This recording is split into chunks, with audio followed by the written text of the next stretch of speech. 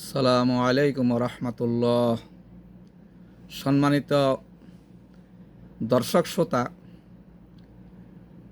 আল্লাহ রাব্বুল আলমিনের লাখ কোটি শুকর যে রাব্বুল আলমিন আমাদেরকে মুসলিম উম্মার অন্তর্ভুক্ত হবার তৌফিক দান করেছেন। আর বিশেষ আমাদের উপরে অনুগ্রহ হলো আমাদেরকে বিশ্বনবী হজরত মুহাম্মদুর রাসূলুল্লাহ সাল্লাল্লাহু আলাইহি ওয়াসাল্লামের উম্মত হবার তৌফিক দান করেছেন।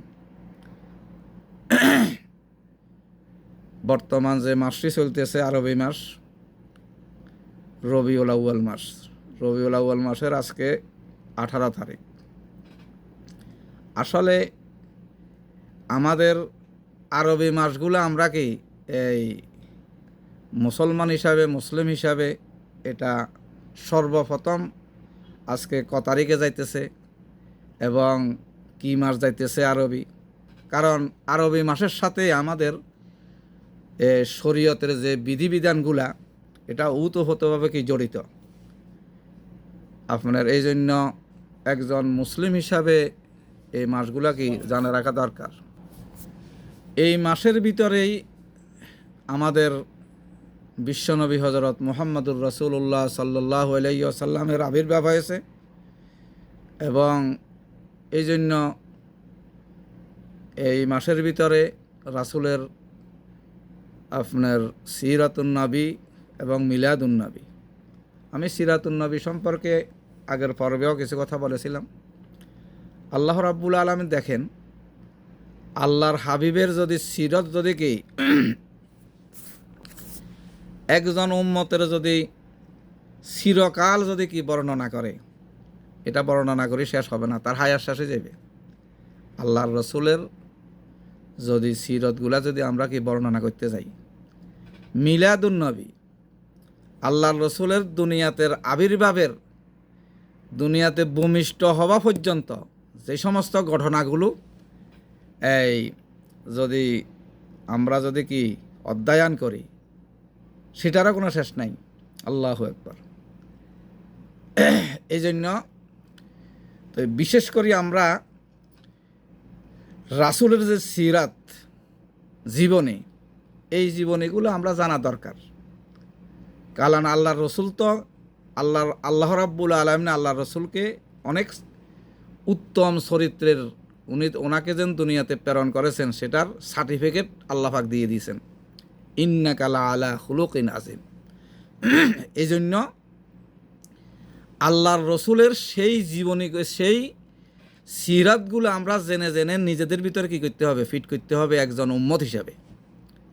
কারণ নিজেদের জীবনে ইসলামকে মেনে চলবে একজন উম্মত হিসাবে এবং তাদের রাসূলের কি এবং কি ওই সিরাত, ওই জীবনী নিজের ভিতরে কি সিরতগুলা কি অর্জন করে, যেরকম রাসূল সাল্লাল্লাহু আলাইহি ওয়াসাল্লাম সমস্ত মানব জাতির জন্য কি আপনার শ্রেষ্ঠ একটা নমুনা এই তৎকালীনও ছিল এবং কিয়ামত পর্যন্ত সমস্ত মানব জাতির জন্য কি একটা নমুনা কি তিনি সৃষ্টি করে গেছেন। এরকমভাবে আমরা উম্মত হিসাবে আল্লাহর রসুলের যে সিরাতগুলো আমরা এই অর্জন করে সেই পরিমাণ, সেটার সেই সিরাতগুলো আমাদের ভিতরে কি আপনার ফিট করে আমরা যেন এই পৃথিবীর যত মানুষ আছে সমস্ত মানুষের কাছে শ্রেষ্ঠ মানুষে কি শ্রেষ্ঠ মানুষের নমুনা হিসাবে আমরা কি করতে হবে, নিজেকে উপস্থাপনা করতে হবে।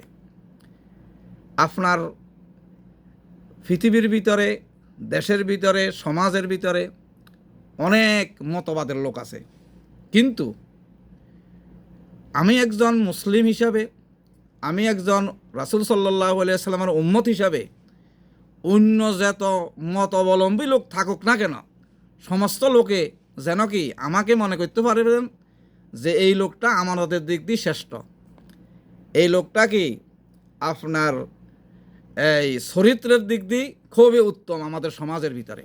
যেরকম আল্লাহর রসুলের যোগে আপনার কাফের মুশরিক পর্যন্ত কি যারা এই ইসলাম বিদ্বেষী ছিল, তারাও কি আল্লাহর রসুলকে তার চরিত্রের ব্যাপারে আচরণের ব্যাপারে, কথাবার্তার ব্যাপারে কোনো ব্যক্তি কি আল্লাহ রসুলের কি ছিল না, দুশ্মন ছিল না। সবাই কি আপনার আল্লাহ রসুলকে আল আমিন বলে কি তারাই স্বীকৃতি দিয়েছেন। দেখেন, এই জন্য আল্লাহ রসুলের দৈনন্দিন জীবনের বিষয়গুলো আমরা জানতে হবে। আল্লাহ রসুল কখনো নিঃস্বার্থে কাউকে প্রহার করেন নাই। আমরা যদি কি আল্লাহ রসুলের ইতিহাসগুলো যদি দেখি, জীবনে যদি আমরা যদি অধ্যয়ন করি, দেখবেন পাইবেন যে আল্লাহ রসুল এমন কোনো আপনার এই সময় পাইবেন না, এমন কোনো আচরণ পাইবেন না যে আল্লাহর রসুল নিজের স্বার্থের জন্য কোনো ব্যক্তিকে কি করছে, প্রহার করছে, করে নাই।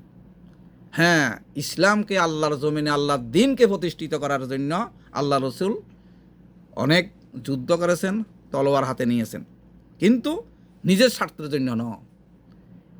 দ্বিতীয় নম্বরে কি আল্লাহর রসুলের কঠিন বিপদেও, আল্লাহর রসুল কঠিন বিপদেও ধৈর্য ধারণের আপনার শেষ সীমানায় ছিলেন, ধৈর্য ধারণ করতেন।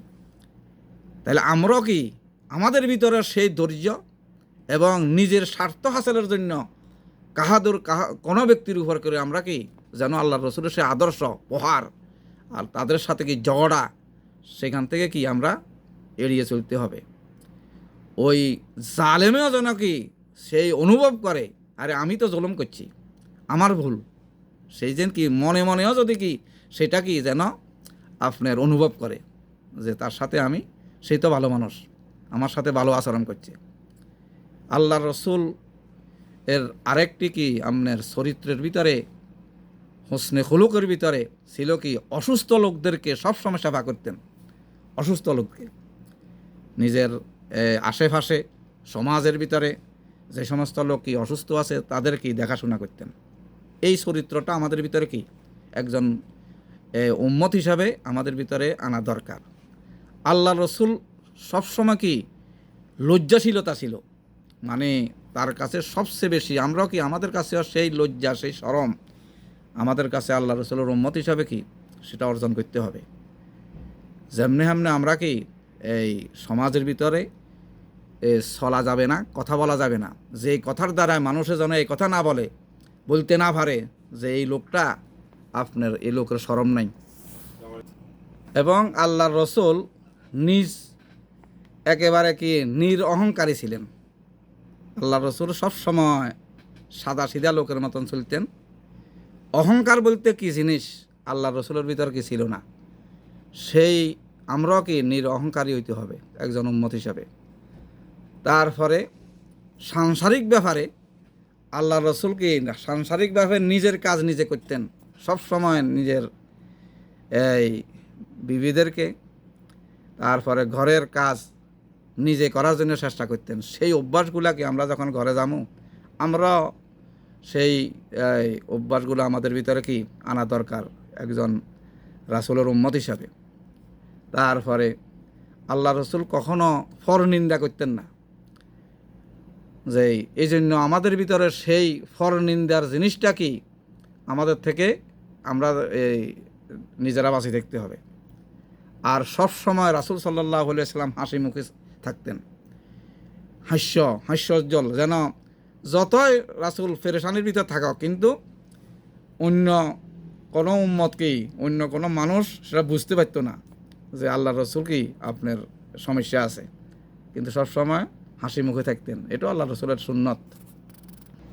এখন আমরা উম্মতে মুসলিমা হিসাবে, আল্লাহ রসুলের একজন উম্মত হিসাবে এবং মুসলিম উম্মা হিসাবে আমাদের কিছু দায়িত্ব আছে। আল্লাহর রাসূল সাল্লাল্লাহু আলাইহি ওয়াসাল্লাম গোটা বিশ্ব মানবতাকে সফলতার যেই পথ দেখিয়ে গেছেন, আপনার তার ব্যক্তি জীবন, আল্লাহর রাসূলের ব্যক্তি জীবন এবং চরিত্র গোটা মানব জাতির জন্য কি একমাত্র কি আদর্শ। এই জন্য আমরা একজন উম্মত হিসাবে আল্লাহর রসুলের জীবনী এবং তার চরিত্র কি আমরা কি করতে হবে, সেটা গ্রহণ করতে হবে। গ্রহণ করে আমাদের আর কোনো যেন কি অন্য কোনো কি চরিত্র যেন আমাদের ভিতরে না থাকে, একমাত্র আল্লাহর রসুলের চরিত্র যেন আমাদের ভিতরে থাকে। এই জন্য আল্লাহ রসুলের এই ব্যক্তি জীবন এবং চরিত্র গোটা মানবতার জন্য একমাত্র আদর্শ।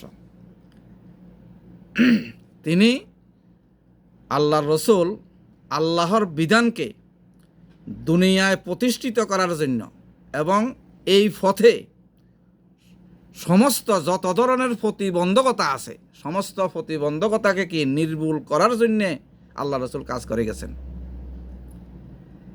আর মানুষকে আল্লাহর প্রতিনিধিত্বের যে যোগ্যতা, এই যোগ্যতা যেন অর্জন করতে পারে এবং কি সেই চেষ্টাই আল্লাহ রসুল কি করে গেছেন। তার ওফাতের পর এই বিষয়গুলা আল্লাহ রসুল দুনিয়ার থেকে বিদায় নেওয়ার পরে এই দায়িত্বগুলা আল্লাহ রসুলের একজন উম্মত হিসাবে প্রত্যেকটি উম্মতের উপর এটা কি অর্পিত হয়ে গেছে। এখন উম্মতেরা কি করবে? আমরা যারা আল্লাহ রসুলের উম্মত, আমাদের ভিতরে এটা দুই পর্যায় করতে হবে। প্রথম পর্যায় কীভাবে? নিজেদের জীবনে ইসলামকে মেনে চলবে এবং আমাদের এই জীবন হবে কি পৃথিবীর মানুষের কাছে কি শ্রেষ্ঠ মানুষের নমুনা। আমরা আল্লাহ রসুলের উম্মত হিসাবে পৃথিবীর আমরা যেখানে থাকুন, অন্য যত মতাদর্শী কি আপনার পৃথিবীতে লোক আছে, তাদের কাছে যেন আমাদের একটা নমুনা, একটা মডেল যেন কি থাকে, সৃষ্টি হয়ে থাকে। এইভাবে আমরা ইসলামকে মেনে চলতে হবে। আর দ্বিতীয় নম্বরে সমস্ত উম্মত রাসূলের উম্মত হিসাবে এই দুনিয়াতে ইসলামী বিধানের ভিত্তিতে সত্যিকার ইসলামী সমাজ কায়েম করতে হবে। ইসলামী সমাজ আমরা যাতে কি মানুষ জাহেলি সমাজের কি অত্যাচার এবং নির্যাতন থেকে রেহাই পায়, এই প্রেরণা, এই চেষ্টা আমাদের ভিতর থাকতে হবে। যেই আমরা যেই সমাজে থাকি, যেই সমাজে আমরা বসবাস করি, সেই সমাজের মানুষ যেন কি জাহেলি সমাজের কি অত্যাচার এবং নির্যাতন থেকে যেন রেহাই পায়, সেই আপনার কর্মসূচি হিসাবে কি একজন রাসূলের উম্মত হিসাবে আমরা কাজ করে যেতে হবে। আল্লাহ রাব্বুল আলামিন ঈমানদারদেরকে আহ্বান করে নিজেই বলেছেন, আল্লাহ রাব্বুল আলামিন নিজেই ঘোষণা করেছেন যে তোমাদের কি হলো, যে তোমরা কেন আল্লাহর রাস্তায় সংগ্রাম করছো না। আল্লাহ রাব্বুল আলামিন ঘোষণা করেন, ওয়ামা লাকুম লা তুকাতিলুনা ফি সাবিলিল্লাহি ওয়াল মুস্তাযআফিনা মিনার রিজালি ওয়ান নিসাই ওয়াল উইলদান আল্লাযীনা ইয়াকুলুনা রাব্বানা আখরিজনা মিন হাযিহিল ক্বরিয়াতিজ যালিমি আহলুহা ওয়াজআল লানা মিন লাদুনকা ওয়ালিয়্যান ওয়াজআল লানা মিন লাদুনকা নাসীরা আল্লাযীনা আমানু ইউকাতিলুনা ফি সাবিলিল্লাহি ওয়াল্লাযীনা কাফারু ইউকাতিলুনা ফি সাবিলিত তাগুত ফাকাতিলু আউলিয়া আশ-শাইতান ইন্না কাইদাশ শাইতানি কানা দাইফা। আল্লাহ রাব্বুল আলামিন ঘোষণা করেন, তোমাদের কি হলো যে তোমরা কেন আল্লাহর রাস্তায় সংগ্রাম করছো না, অথচ দুর্বল, নির্যাতন, নারী, শিশু এবং বৃদ্ধরা আল্লাহর কাছে চিৎকার করে ফরিয়াদ করছে, হে আমাদের প্রভু, আমাদেরকে এই জালেম এলাকা থেকে বের করে নাও এবং আর তোমার পক্ষ থেকে আমাদের জন্য বন্ধু এবং সাহায্যকারী নিযুক্ত করে দাও। অতএব যারা ঈমানদার তারা আল্লাহর রাস্তায় কী করে? সংগ্রাম করে।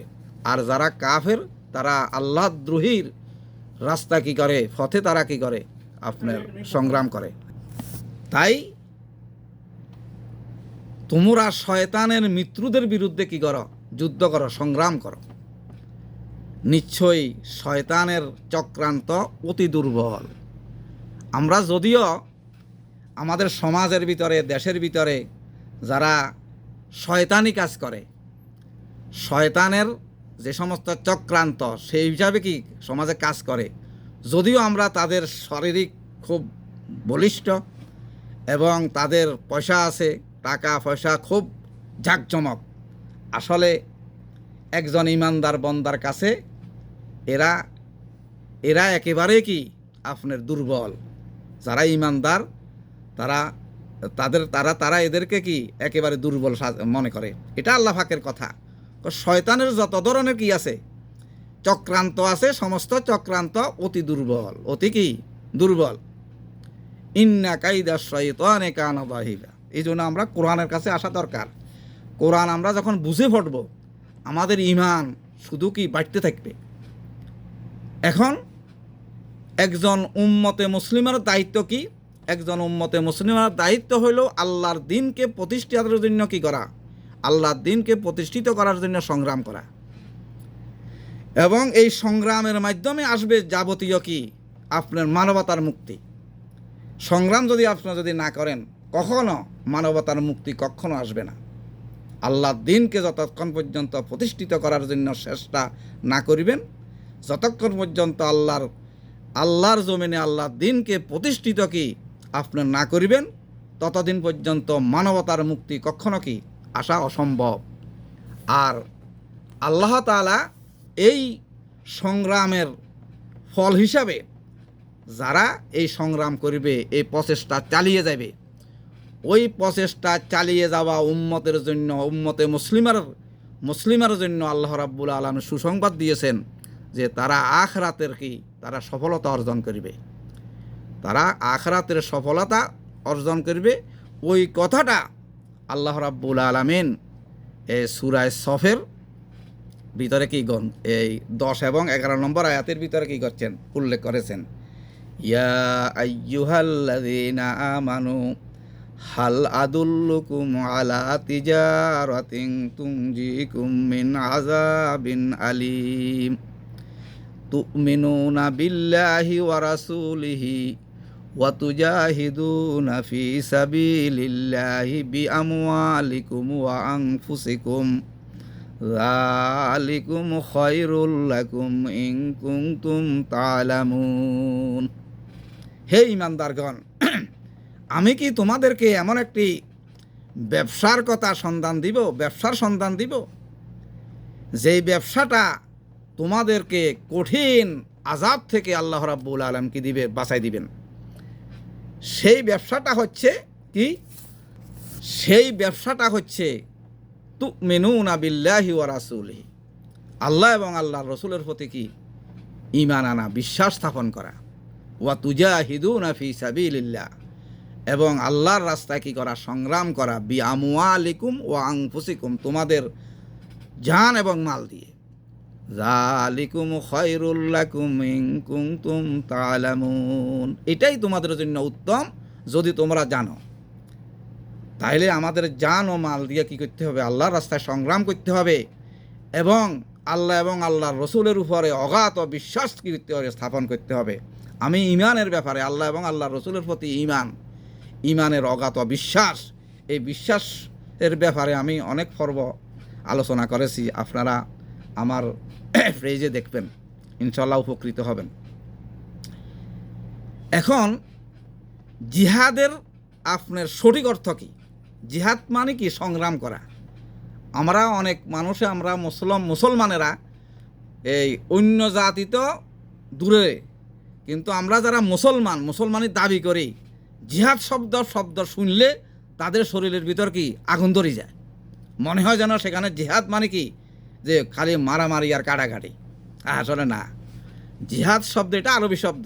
জিহাদ শব্দের এই সঠিক অর্থ হচ্ছে আল্লাহ মানুষকে যত প্রকার গুণাবলী, যত প্রকার যোগ্যতা এবং যত প্রকার ক্ষমতা দিয়েছেন, এই সবগুলাকে, সব কিছুকে আল্লাহর রসুলের প্রদর্শিত পন্থায়, কার? আল্লাহর রসুলের কি প্রদর্শিত, আল্লাহর জমিনে আল্লাহর দিনকে প্রতিষ্ঠার কাজে কি নিয়োজিত করা। এবারে আপনার এই আল্লাহর দিনকে আপনার সমাজের ভিতরে, দেশের ভিতরে প্রতিষ্ঠিত করার জন্য কি করা, আপনার কাছে যত ধরনের যোগ্যতা আছে, ক্ষমতা আছে, এগুলা কি করা, প্রয়োগ করা। এগুলা দিয়ে আপনি মানুষকে কি বুঝাইতে হবে। আর জিহাদ ফি সাবিলিল্লাহর বাংলা অর্থ হইল কিয়া, পরিভাষা অর্থ হইল ইসলামী আন্দোলন, অর্থাৎ আল্লাহর জমিনে আল্লাহর দিনকে প্রতিষ্ঠিত করার জন্য কি করা, আন্দোলন করা। যারা ইসলাম বিদ্বেষী কোনো কর্ম করবে তাদের ভিতরে সুচ্চার হওয়া এবং তাদেরকে বুঝানো যে এটা ইসলাম বিরোধী। মুসলমানদেরকে কি আমরা তো বাংলাদেশে এই মুসলিম অধ্যুষিত একটি দেশে কি করি বসবাস করি, যেখানে 90% উপরের পার্সেন্ট কি মুসলমান, কিন্তু আমরা কোরআন ও হাদিস থেকে কি দূরে থাকার কারণে আমাদের আসল পরিচয়গুলো আমরা কি এখনও কি দিতে পারি না। আসলে আমি একজন মুসলমানের কি পরিচয়, এই জন্য কোরআন অবশ্যই কী করতে হবে, অধ্যয়ন করতে হবে। অতএব কোরআনের আলোকে উম্মতে মুসলিমার দায়িত্ব হলো কি, নিজেদের সব রকম যোগ্যতা এবং কি সুযোগকে, নিজের যত ধরনের যোগ্যতা আছে এবং সুযোগ আছে, এ সুযোগকে কি কাজে লাগিয়ে আল্লাহর পথে কি করা, সংগ্রাম করা। এই জন্য আমাদের দেশে যারা আল্লাহর জমিনে আল্লাহর দিনকে প্রতিষ্ঠিত করার জন্য অনেক ইসলামী দল আছে, যারা তাদের অংশগ্রহণ করছে, তাদের ভিতরে সর্বপ্রথম আমি যেই রবিউল আউয়াল মাস হিসাবে যে সমস্ত আল্লাহর রসুলের কি চরিত্র, জীবনে ওই আদর্শগুলা কি নিজের ভিতরে ফিট করতে হবে। নিজের ভিতরে ফিট করার পরে সমস্ত মানব জাতির জন্য যেন কি আপনার শ্রেষ্ঠ মানব হিসাবে কি নমুনা নিজের ভিতরে কি সৃষ্টি করতে হবে। সৃষ্টি করার পরে আমি কি করুম, আমি যখন একটা কথা বলুম, আমি যখন সমাজের ভিতরে সেটার জন্য কি আদায় করুম, কথা বলুম, তখন মানুষ যাদের নসিবে আছে সে সেটা কি করবে, গ্রহণ করবে। কিন্তু যার নসিবে নাই, খারাপ লোক, সেও মনে মনে সে অনুভব করবে যে এই লোকটা যেন কথাগুলো বলছে আসলে এটাই সহি, এটাই সত্য। এই জন্য খারাপ লোকেও, যারা কি আপনার খারাপের ভিতরে সব সময় রত, সেও কি ভালো জিনিস বুঝে। এই জন্য আমরা নিজেরা প্রথমে কি করতে হবে, আপনার আল্লাহর রসুলের জীবনী, আল্লাহর রসুলের চরিত্র নিজেদের ভিতরে কি করতে হবে, সৃষ্টি করতে হবে। আল্লাহ রাব্বুল আলামিন আমাদেরকে সেই তৌফিক যেন দান করেন। এই জন্য যেন সেই তৌফিক কামনা করে আল্লাহ রাব্বুল আলামিনের দরবারে আজকের এই সংক্ষিপ্ত আপনার আলোচনা এখানে সমাপ্ত করলাম। ওয়ামা আলাইনা ইল্লাল বালাগ। আসসালামু আলাইকুম ওয়া রাহমাতুল্লাহি ওয়া বারাকাতুহু।